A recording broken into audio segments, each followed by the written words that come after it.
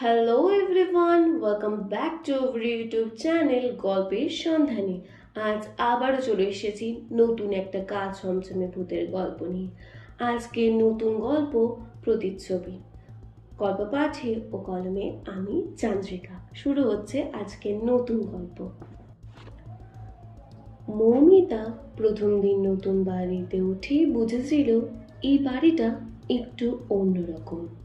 পুরনো দোতলা, আর ভেতরে ঢুকলেই একটা স্যাঁতস্যাঁতে গন্ধ, যেন বহুদিন কেউ এখানে থাকেনি। তবু বাড়িটার একটা জিনিস তার খুবই ভালো লেগে গিয়েছিল, ওর ঘরের সেই বড় আয়নাটা। পুরনো কাঠের ফ্রেম, খানিকটা ঝাপসা কাজ, কিন্তু একটা অদ্ভুত সৌন্দর্য আছে তার মধ্যে। প্রথম রাতের ঘটনাটা শুরু হয়েছিল ঠিক এইভাবেই। রাত প্রায় 2টো। মৌমিতা ঘুম থেকে উঠে জল খেতে যাবে, এমন সময় হঠাৎ তার চোখে পড়ল আয়নাতে কার যেন একটা অবয়ব। সে থমকে দাঁড়ালো। আয়নায় তার নিজের প্রতিচ্ছবি দাঁড়িয়ে আছে ঠিকই, কিন্তু সেটা তার একার প্রতিচ্ছবি নয়, যেন অন্য একজন কেউ তার পাশে দাঁড়িয়ে আছে।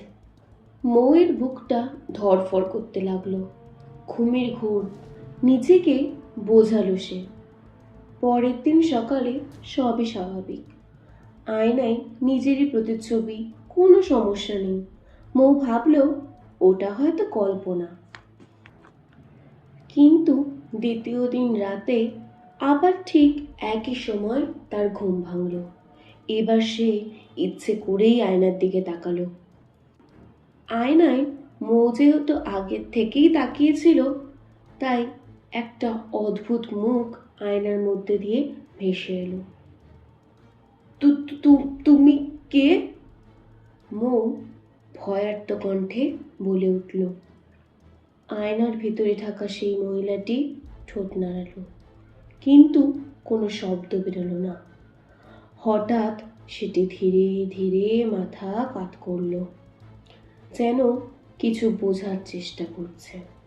মৌয়ের মনে হলো ওটা শুধু প্রতিচ্ছবি নয়, ওপারে হয়তো সত্যি কেউ আছে।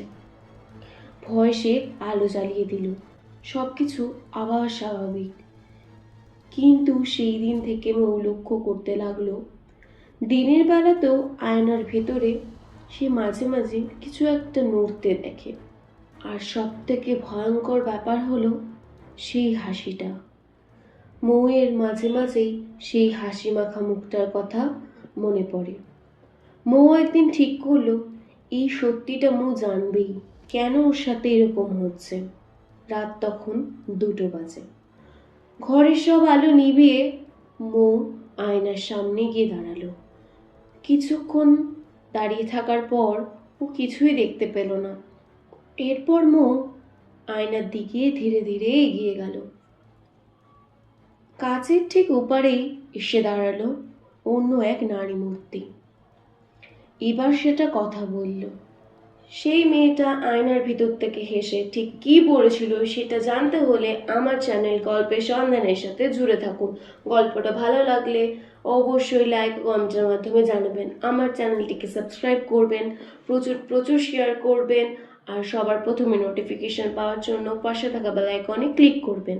পরবর্তী অংশ শোনার জন্য গল্পের সন্ধানের সাথে জুড়ে থাকুন। তুমি আসবে আমার কাছে? মৌয়ের শরীরটা ভয়ে জমে গেল। কি বলছো? সে কাঁপা কাঁপা গলায় বলল। আয়নার ভেতরে সে হেসে বলল,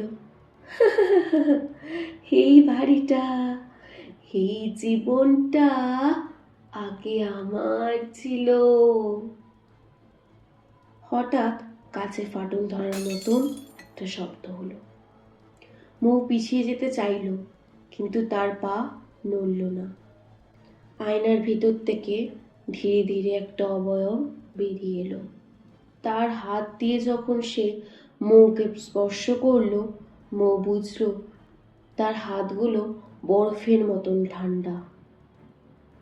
সে মৌকে বলতে লাগলো, চলো এবার তোমার পালা ওদিকে যাবার। মৌ চিৎকার করতে চাইল, কিন্তু তার গলা বন্ধ হয়ে গেল। কেউ যেন তার শরীরটাকে টেনে নিয়ে যাওয়ার চেষ্টা করছে। এক ঝটকাতে সব অন্ধকার হয়ে গেল। এরপর আর মৌকে খুঁজে পাওয়া গেল না। ঘরের মালিক আবার একজন নতুন ভাড়াটিয়াকে ঘরে প্রবেশ করালো। সে বলল, এই ঘরটা খুবই সুন্দর, আর এই আয়নাটা তো অনেক পুরনো, একেবারে অ্যান্টিক ডিজাইন।